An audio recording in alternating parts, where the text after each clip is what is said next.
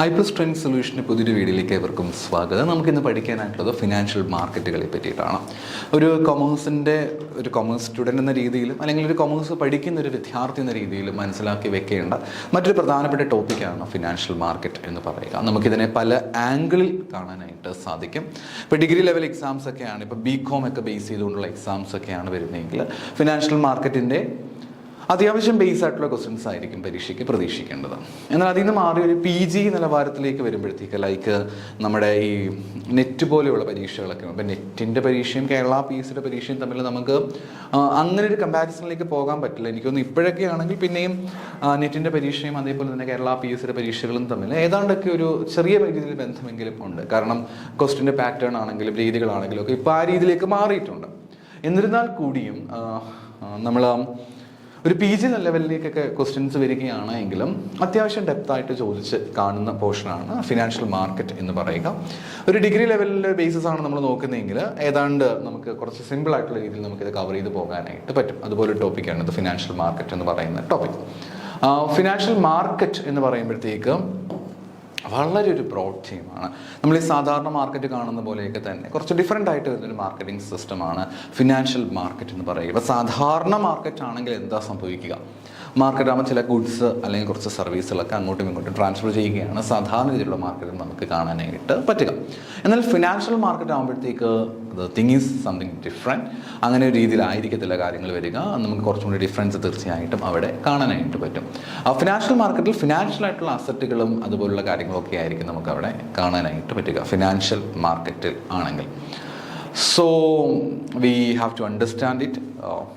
What is financial market and what are the different things that we have to cover under the topic of financial market. So financial മാർക്കറ്റിനെ പറ്റിയിട്ട് നമുക്ക് പറയാനായിട്ട് പറ്റും. ഫിനാൻഷ്യലായിട്ട് കുറച്ച് അസറ്റുകൾ, മറ്റു കാര്യങ്ങൾ, എക്വിറ്റീസ്, ബോണ്ട്, കറൻസീസ്, ഡെറിവേറ്റീവ്സ്, കമ്മോഡിറ്റീസ് പോലുള്ള കാര്യങ്ങളാണ് ഫിനാൻഷ്യൽ മാർക്കറ്റിൽ നമുക്ക് കാണാനായിട്ട് പറ്റുക. So what are the features of financial market? എന്തൊക്കെയാണ് ഫിനാൻഷ്യൽ മാർക്കറ്റിൻ്റെ ഫീച്ചേഴ്സ് എന്ന് പറയുക? ഒന്ന്, ട്രേഡുകളൊക്കെ ഫെസിലിറ്റി ചെയ്യുന്നത് ഫിനാൻഷ്യൽ മാർക്കറ്റിലാണ്. ഇപ്പം ഫൈനാൻഷ്യൽ ഇൻസ്ട്രുമെൻറ്റ്സ് ലൈക്ക് നമ്മുടെ ബോണ്ടുകൾ, സെക്യൂരിറ്റീസ് ലൈക്ക് ഷെയർസ് പോലെയുള്ള കാര്യങ്ങൾ. അപ്പോൾ അത്തരം കാര്യങ്ങളൊക്കെ വരുമ്പോഴത്തേക്ക് നമ്മൾ അത്തരം കാര്യങ്ങളെയാണ് നമ്മൾ ഈ ഫിനാൻഷ്യൽ സെക്യൂരിറ്റീസ് എന്ന രീതിയിൽ പറയുക. It is called securities, financial securities എന്ന് പറയുക. അപ്പോൾ ഈ ഫിനാൻഷ്യൽ സെക്യൂരിറ്റീസും മറ്റുമൊക്കെ ട്രേഡ് ചെയ്യുന്ന കാര്യങ്ങളാണ് നമുക്ക് ഏതെന്ന് പറയുക ഇവിടെ. അപ്പോൾ അങ്ങനെ ഫിനാൻഷ്യൽ സെക്യൂരിറ്റീസ് ഒക്കെ നമുക്കിങ്ങനെ മുന്നോട്ട് പോയാൽ മാത്രമേ നമുക്ക് ട്രേഡ് കുറച്ചും കൂടി ഈസി ആയിട്ട് നമുക്ക് ഫെസിലിറ്റേറ്റ് ചെയ്യാനായിട്ട് പറ്റുകയുള്ളൂ. അതാണ് ഫെസിലിറ്റേഷൻ ഓഫ് ട്രേഡ് എന്ന രീതിയിൽ പറയുന്നത്. പിന്നെ പ്രൈസ് ഡിറ്റർമിനേഷനാണ് അടുത്തൊരു പോയിന്റ് എന്ന് പറയുക. നമുക്ക് പ്രൈസും മറ്റുമൊക്കെ ഈസി ആയിട്ട് നമുക്ക് ഡിറ്റർമൈൻ ചെയ്യാനായിട്ട് നമുക്ക് സാധിക്കും. പ്രൈസ് ഡിറ്റർമിനേഷൻ എന്ന് പറയുമ്പോഴത്തേക്കും ലൈക്ക് ഒന്നാമത്തെ കാര്യം, നമുക്ക് ഈ ട്രേഡ് ചെയ്യാനായിട്ട് അല്ലെങ്കിൽ ബിസിനസ്സുമായിട്ട് ബന്ധപ്പെട്ട് വരുമ്പോഴത്തേക്ക് ഈ കോൺസെപ്റ്റിന് അതിൻ്റേതായിട്ടുള്ളൊരു പ്രാധാന്യമുള്ളതായിട്ട് മനസ്സിലാക്കണം. എസ്പെഷ്യലി ഇൻ്റർനാഷണൽ ലെവലിലേക്ക് നമ്മൾ വരുമ്പോഴത്തേക്ക് ബിസിനസ്സൊക്കെ ചെയ്യുമ്പോഴത്തേക്ക് ഉറപ്പായിട്ടും അവിടേക്ക് ഒരു ട്രേഡിൻ്റെ ഒരു ഫെസിലിറ്റേഷൻ നമുക്ക് കൃത്യമായിട്ടും ഉറപ്പ് വരുത്തുന്നുണ്ടെന്നുള്ളതാണ് ഈ മാർക്കറ്റിൻ്റെ പ്രത്യേകത. പിന്നെ പ്രൈസ് ഡിറ്റർമൈൻ ചെയ്യാനായിട്ട് നമുക്ക് ഉറപ്പായിട്ടും സഹായിക്കും. ബിക്കോസ് നമ്മുടെ ഈ പ്രൈസിൻ്റെ ഡിമാൻഡും സപ്ലൈ ആ ഒരു മെക്കാനിസംസ് ഒക്കെ വെച്ചുകൊണ്ടാണ് എസ്പെഷ്യലി ക്യാപിറ്റൽ മാർക്കറ്റിൽ ഉണ്ടാകുന്ന ഈ സെക്യൂരിറ്റീസ് ഒക്കെ ട്രേഡ് ചെയ്യുന്ന മാർക്കറ്റാണ് നമ്മുടെ ക്യാപിറ്റൽ മാർക്കറ്റ് എന്ന് പറയുക. അപ്പോൾ അങ്ങനെ വരുന്ന ക്യാപിറ്റൽ മാർക്കറ്റിൽ ഉണ്ടാകുന്ന ആ ഒരു ഏറ്റക്കുറച്ചിലുകൾ അല്ലെങ്കിൽ പ്രൈസിലുണ്ടാകുന്ന വേരിയേഷൻസ് ഒക്കെ പലപ്പോഴും നമ്മുടെ പ്രൊഡക്റ്റിൻ്റെ പ്രൈസും മറ്റും നിശ്ചയിക്കുന്ന കാര്യത്തിൽ വളരെ വലിയൊരു ഇമ്പോർട്ടൻസ് കൊടുക്കാറുണ്ട്. നമുക്ക് ലിക്വിഡിറ്റി ഉറപ്പ് വരുത്താനായിട്ട് പറ്റും. നമുക്ക് വേഗം നമുക്ക് അസറ്റിനെ ക്യാഷിലേക്ക് കൺവേർട്ട് ചെയ്തെടുക്കുവാനായിട്ട് സാധിക്കുന്നു. റിസോഴ്സുകളൊക്കെ നമുക്ക് വളരെ എഫിഷ്യൻ്റ് ആയിട്ട് അലോക്കേറ്റ് ചെയ്ത് കൊടുക്കാനായിട്ട് പറ്റുന്നു. ഈസി ആയിട്ട് നമുക്ക് എന്ത് ചെയ്യാൻ സാധിക്കുന്നു? റിസോഴ്സുകളൊക്കെ നമുക്ക് ഈസി ആയിട്ട് അലോക്കേറ്റ് ചെയ്തെടുക്കാൻ സാധിക്കുന്നു. റിസ്കുകളും മറ്റുമൊക്കെ നമുക്ക് പ്രോപ്പറായിട്ട് മാനേജ് ചെയ്യാനായിട്ട് സാധിക്കുന്നു.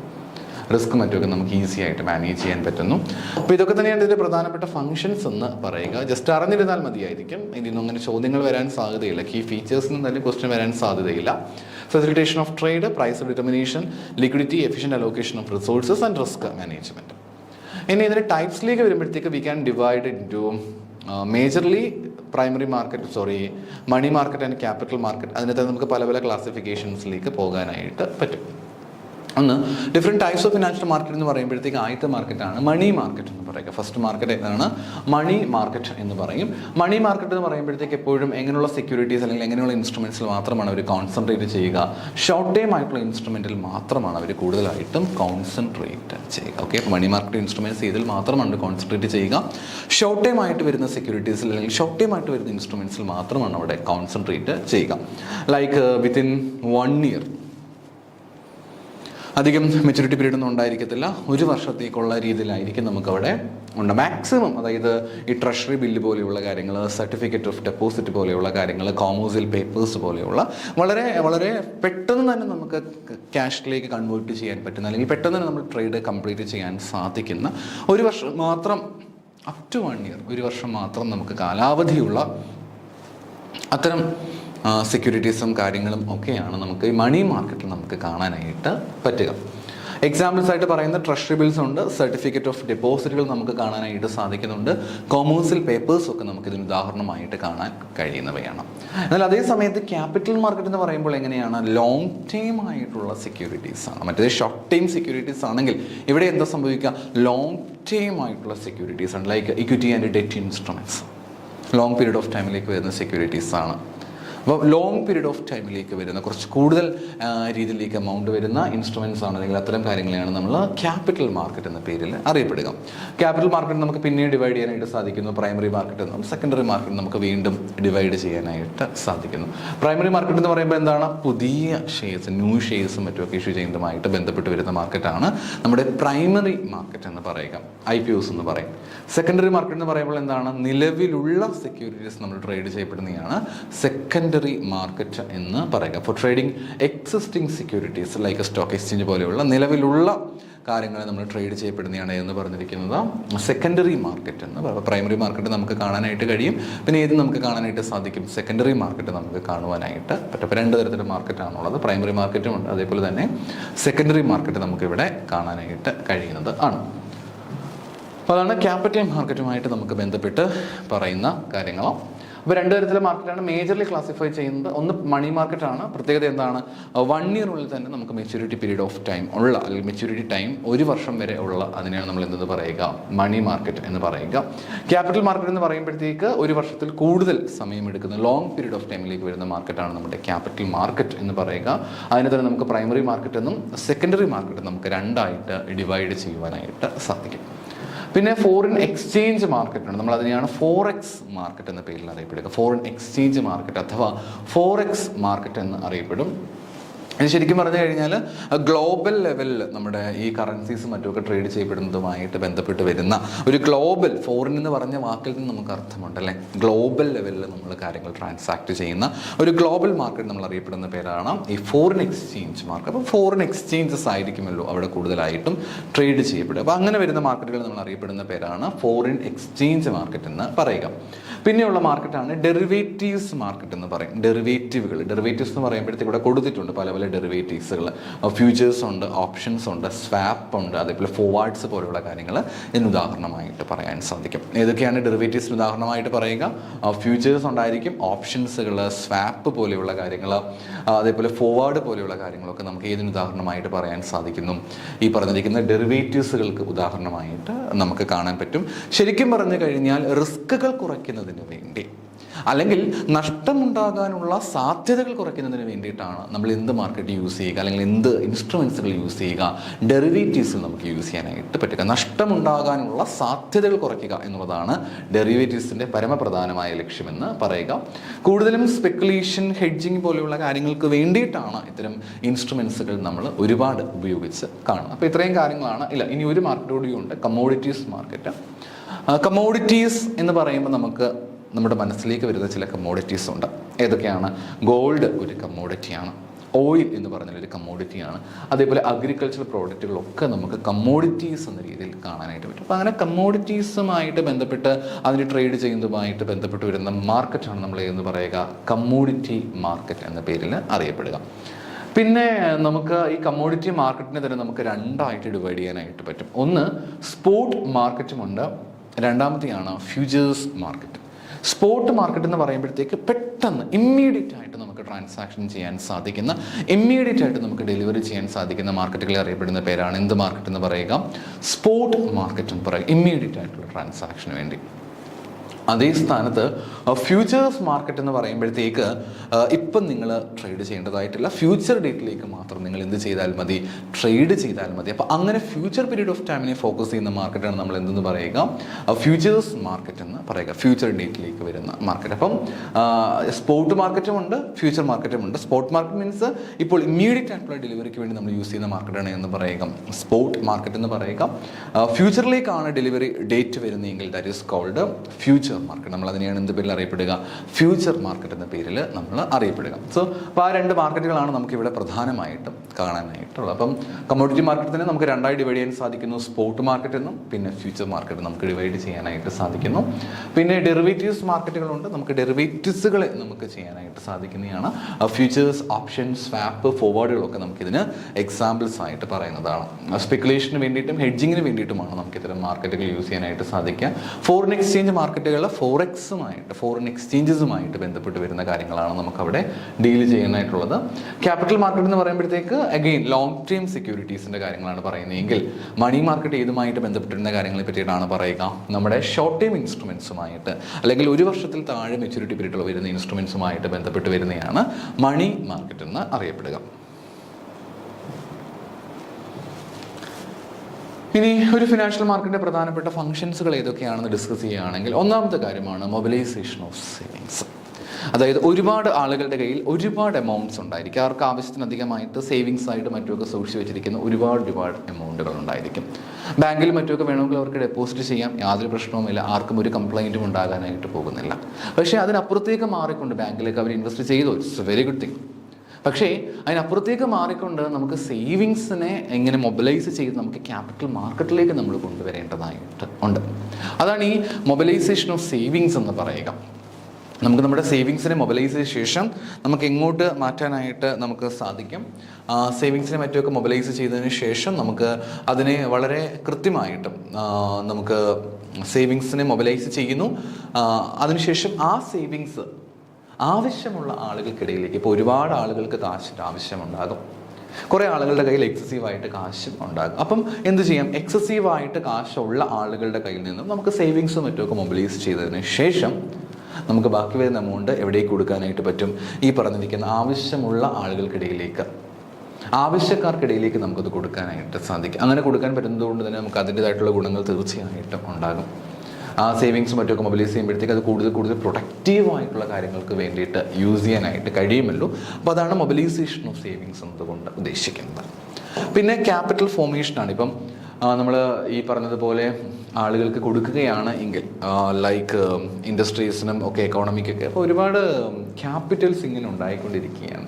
അപ്പോൾ ഈ കിട്ടുന്ന ക്യാപിറ്റൽസ് എല്ലാം എന്തിനും നമുക്ക് യൂസ് ചെയ്യാനായിട്ട് സാധിക്കുന്നു? നമുക്ക് കൂടുതൽ ആളുകൾക്ക് പുതിയ ബിസിനസ്സുകൾ മറ്റും ചെയ്യുന്നതിന് വേണ്ടിയിട്ട് നമുക്ക് യൂസ് ചെയ്യാനായിട്ട് പറ്റും. പിന്നെ പ്രൈസ് ഡിസ്കവറിയാണ് അടുത്തൊരു പോയിന്റ് എന്ന് പറയുന്നത്. കുറച്ചും കൂടി ഒരു ഫെയർ പ്രൈസിങ് നമുക്ക് ഉറപ്പ് വരുത്താനായിട്ട് സാധിക്കും. നമ്മുടെ മാർക്കറ്റ് ഡൈനാമിക്സിൻ്റെയൊക്കെ അടിസ്ഥാനത്തിൽ കുറച്ചും കൂടി ഒരു ഫെയർ പ്രൈസ്, യുക്തിസഹജമായിട്ടുള്ള അല്ലെങ്കിൽ വളരെ സ്യൂട്ടബിൾ ആയിട്ടൊരു പ്രൈസിങ് മെക്കാനിസം തന്നെ നമുക്ക് അവിടെ കൊണ്ടുവരാനായിട്ട് പറ്റും. കുറച്ചും കൂടെ ഒരു നല്ല പ്രൈസിങ് സിസ്റ്റം നമുക്ക് കിട്ടും, ഡിമാൻഡും സപ്ലൈയും ഒക്കെ വെച്ചുകൊണ്ട്. പിന്നെ റിസ്കിനെ പറ്റിയിട്ടാണ് പറയുന്നത്. നഷ്ടമുണ്ടാകാനുള്ള സാധ്യത നമ്മൾ വിളിക്കുന്ന പേരാണ് റിസ്ക് എന്ന് പറയുക. അപ്പോൾ ഈ റിസ്ക് എന്ന് പറയുന്നത് എല്ലാവർക്കും ഒരുപോലെ ഭയമുളവാക്കുന്ന ഒരു കാര്യം തന്നെയാണ്. അപ്പോൾ ആ റിസ്കിനെ നമുക്ക് ഡൈവേഴ്സിഫൈ ചെയ്ത് മറ്റ് പല കാര്യങ്ങളിലേക്ക് പോകാനായിട്ട് നമുക്ക് സാധിക്കും. അപ്പം റിസ്കുകൾ നമുക്ക് ഡൈവേഴ്സിഫൈ ചെയ്യാൻ കഴിയുന്നു. നമ്മളതിനെയാണ് പോർട്ട്ഫോളിയോ മാനേജ്മെൻറ്റ് എന്ന പേരിൽ അറിയപ്പെടുക. അപ്പോൾ അങ്ങനെ റിസ്കുകൾ ഡൈവേഴ്സിഫൈ ചെയ്യാനായിട്ട് നമ്മളെ കൊണ്ട് പറ്റുകയാണ് എങ്കിൽ നമുക്ക് ഒരുപാട് ഗുണം ഭാവിയിൽ നമുക്കത് ചെയ്യുന്നതായിരിക്കും. അപ്പോൾ റിസ്ക് ഡൈവേഴ്സിഫിക്കേഷന് ഒരുപാട് യൂസ്ഫുൾ ആണ്. അടുത്ത പോയിന്റ് ഫെസിലിറ്റീസ് ലിക്വിഡിറ്റി. നമുക്ക് ലിക്വിഡിറ്റിയും മറ്റുമൊക്കെ നമുക്ക് ഉറപ്പ് വരുത്താൻ പറ്റും. What is liquidity? നമുക്ക് ഈസി ആയിട്ട് ഈ പറഞ്ഞിരിക്കുന്ന ഫിനാൻഷ്യൽ അസറ്റുകൾ ഏതൊക്കെയാണ് ഫിനാൻഷ്യൽ അസറ്റുകൾക്ക് ഉദാഹരണമായിട്ട് പറയുക? നമ്മുടെ ഇക്വിറ്റി പോലെയുള്ള കാര്യങ്ങളായിരിക്കുക, മറ്റു കാര്യങ്ങളൊക്കെയാണ് നമുക്ക് ഫിനാൻഷ്യൽ അസറ്റുകൾ എന്ന പേരിൽ അറിയപ്പെടുക. അപ്പോൾ ഫിനാൻഷ്യൽ അസറ്റുകളെ സംബന്ധിച്ച് നോക്കുമ്പോൾ ഫിനാൻഷ്യൽ അസറ്റുകൾക്ക് കുറച്ചും കൂടെ നമുക്ക് അവരുടെ ബൈയിങ് ആൻഡ് സെല്ലിങ് നമുക്ക് കുറച്ചും കൂടെ ബെറ്റർ ആക്കുവാനായിട്ട് നമുക്ക് ഒരുപാട് എളുപ്പമാണ്. അപ്പം പെട്ടെന്ന് നമുക്ക് അങ്ങോട്ട് വിൽക്കാനും വാങ്ങിക്കാനും ഒക്കെ സാധിക്കുമ്പോൾ നമ്മളവിടെയാണ് ലിക്വിഡിറ്റി ഉള്ളതായിട്ട് പറയാം. അപ്പോൾ ലിക്വിഡിറ്റിക്ക് തീർച്ചയായിട്ടും നമുക്കിത് ഉറപ്പ് വരുത്താനായിട്ട് പറ്റുന്ന കാര്യമാണ്. So these are some of the points, functions. First one, mobilization of savings, capital formation, price discovery, risk diversification, and facilitates risk liquidity. ഇനി ഫിനാൻഷ്യൽ മാർക്കറ്റിലെ പ്രധാനപ്പെട്ട പാർട്ടിസിപ്പൻസുകളെ പറ്റിയിട്ട് നമ്മളൊന്ന് പഠിക്കുകയാണെങ്കിൽ ഒന്നാമത്തെ പാർട്ടിസിപ്പൻ്റ് ആണ് ഇൻവെസ്റ്റേഴ്സ് എന്ന് പറയും. ഫസ്റ്റ് പാർട്ടിസിപ്പൻസ് ആരാണ്? ഇൻവെസ്റ്റേഴ്സ്. അതായത് ആരാണോ പൈസ ഇൻവെസ്റ്റ് ചെയ്യാനായിട്ട് ആഗ്രഹിക്കുന്നത്. അപ്പോൾ നിങ്ങൾക്കൊക്കെ ആണെങ്കിലും ക്യാപിറ്റൽ മാർക്കറ്റിൽ മറ്റുമൊക്കെ പൈസ ഇൻവെസ്റ്റ് ചെയ്യുവാനായിട്ട് സാധിക്കും. അപ്പോൾ അങ്ങനെ ഇൻവെസ്റ്റ് ചെയ്ത് നിങ്ങളെ അറിയപ്പെടുന്ന പേരാണ്, അല്ലെങ്കിൽ ഇൻഡിവിജ്വൽസ് ആയിട്ടുള്ള ആളുകളൊക്കെ ഉണ്ടായിരിക്കും. അപ്പോൾ അത്തരം ആളുകളെ നമ്മൾ അറിയപ്പെടുന്ന പേരാണ് എന്തെന്ന് പറയുക? ഇൻവെസ്റ്റേഴ്സ് എന്ന പേരിൽ അറിയപ്പെടുക. അതാണ് പൈസ ഇൻവെസ്റ്റ് ചെയ്യുന്ന അയാളെ അറിയപ്പെടുന്ന പേരാണ് ഇൻവെസ്റ്റേഴ്സ് എന്ന് പറയുക. എന്നാൽ ഇതേപോലെ ഇൻവെസ്റ്റേഴ്സ് പോലെ തന്നെ പൈസ ആവശ്യമായിട്ടുള്ള ആൾക്കാരുണ്ടായിരിക്കും, പൈസ ബോറോ ചെയ്യുന്ന ആൾക്കാരുണ്ടായിരിക്കും. നമ്മൾ അവരെ വിളിക്കുന്ന പേരാണ് എന്തെന്ന് പറയുക? ബോറോവേഴ്സ് എന്ന് പറയുക. ഇൻവെസ്റ്റ് ചെയ്യുന്ന ആൾക്കാരെ വിളിക്കുന്ന പേരാണ് ഇൻവെസ്റ്റേഴ്സ്, ബോറോ ചെയ്യുന്ന ആൾക്കാരെ വിളിക്കുന്ന പേരാണ് എന്തെന്ന് പറയുക? ബോറോവേഴ്സ് എന്ന പേരിൽ അറിയപ്പെടുക. ഇനി ഇത് കൂടാതെ ഈ ഒരു ഇൻവെസ്റ്റേഴ്സിനും അതേപോലെ ബോറോവേഴ്സിനും ഇടയിലായിട്ട് നിൽക്കുന്ന ചില ഇൻ്റർമീഡിയറീസിനെ നമുക്ക് കാണാനായിട്ട് പറ്റും. കുറേ അധികം ഇൻ്റർമീഡിയറീസ് നമുക്കിങ്ങനെ ഉണ്ടായിരിക്കും. ബാങ്കുകൾ ഉണ്ടായിരിക്കും, ബ്രോക്കേഴ്സ് ഉണ്ടായിരിക്കും. ഇനി ഇത് കൂടാതെ മറ്റേതെങ്കിലും ഇൻ്റർമീഡിയറീസ് ഉണ്ടെങ്കിൽ അവരെല്ലാം ഇടനിലക്കാരായിട്ട് നിൽക്കും. അപ്പോൾ അത്തരം ഇടനിലക്കാരെ നമ്മൾ വിളിക്കുന്ന പേരാണ് ഇൻ്റർമീഡിയറീസ് എന്ന് പറയുക. ഇനി എല്ലാ കാര്യങ്ങളും നമുക്ക് ഇഷ്ടപ്പെട്ട രീതിയിൽ തോന്നിയതുപോലെ നമുക്ക് ചെയ്തു പോകാനായിട്ട് പറ്റില്ല. നമുക്ക് തീർച്ചയായിട്ടും അവിടെ കൺട്രോൾ ചെയ്യുന്ന ഏതെങ്കിലും ഒരു അതോറിറ്റി ഉണ്ടായിരിക്കണം, റെഗുലേറ്റ് ചെയ്യുന്ന ഒരു റെഗുലേറ്റേഴ്സ് തീർച്ചയായിട്ടും ഉണ്ടായിരിക്കണം. അപ്പോൾ അങ്ങനെ വരുന്ന റെഗുലേറ്റേഴ്സിനെ നമ്മൾ അറിയപ്പെടാറുണ്ട്, നമ്മുടെ സെബി പോലെയുള്ള ആൾക്കാർ, ഇപ്പോൾ SEC പോലെയുള്ള കാര്യങ്ങൾ. അപ്പോൾ അങ്ങനെ വരുമ്പോഴത്തേക്ക് നമ്മുടെ ക്യാപിറ്റൽ മാർക്കറ്റൊക്കെ ഓവർസീസ് ചെയ്യുന്ന, നമ്മുടെ ക്യാപിറ്റൽ മാർക്കറ്റുമൊക്കെ നമ്മളെ കൃത്യമായിട്ട് കൺട്രോൾ ചെയ്യുന്ന, നമ്മളെ കൃത്യമായിട്ട് മോണിറ്റർ ചെയ്യുന്ന ഒരു റെഗുലേറ്ററി ബോഡി തീർച്ചയായിട്ടും ഉണ്ടായിരിക്കണം. അപ്പോൾ ആ റെഗുലേറ്റേഴ്സ് നമുക്ക് ഇവിടെ കാണാനായിട്ട് പറ്റും. എല്ലാ കാര്യങ്ങളും നിയന്ത്രിക്കുന്ന, കൺട്രോൾ ചെയ്യുന്ന റെഗുലേറ്റേഴ്സും ഡെഫിനറ്റായിട്ടും ഇതിനകത്ത് നമുക്ക് ഉണ്ടായിരിക്കും. അപ്പോൾ ഇത്രയുമാണ് പ്രധാനപ്പെട്ട ആളുകൾ. ആരൊക്കെയാണ് പ്രധാനപ്പെട്ട ആളുകൾ? ഒന്ന് ഇൻവെസ്റ്റേഴ്സ് ഉണ്ടായിരിക്കും, രണ്ടാമത്തെ ആളാരാണ്? ബോറോവേഴ്സ് ഉണ്ടായിരിക്കും, മൂന്നാമത്തെ ആളാരാണ്? ഇൻ്റർമീഡിയറ്റ്സ് ഉണ്ടായിരിക്കും, നാലാമത്തെ ആളാണ് റെഗുലേറ്റേഴ്സും ഉണ്ടായിരിക്കും. അപ്പോൾ നമുക്കിനി ഓരോ മാർക്കറ്റുകളെ പറ്റിയും കുറച്ചൊന്ന് വ്യക്തമായിട്ട് പഠിക്കണം. നമുക്ക് ആദ്യം കാണാൻ സാധിക്കുന്ന മാർക്കറ്റാണ് ക്യാപിറ്റൽ മാർക്കറ്റ് എന്ന് പറയുക.